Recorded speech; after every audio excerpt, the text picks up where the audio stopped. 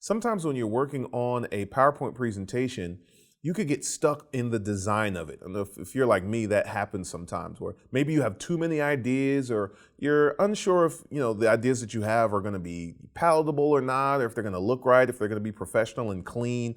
A tool that you can use to help you out with that is design ideas. So if I go to design, you can see I have a blank, real basic presentation here. If I go to design, on the right, I see design ideas. And if I click on that, it's gonna right away give me some cool ideas here to spruce up my presentation. And it's gonna give me a nice place to start at least. So I can say, oh, this is great. Some of these even have like animations and such that we can work with. This is amazing.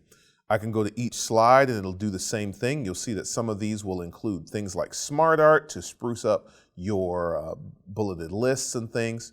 And we can very quickly have a well-designed presentation that we can go ahead and present to whoever we want to.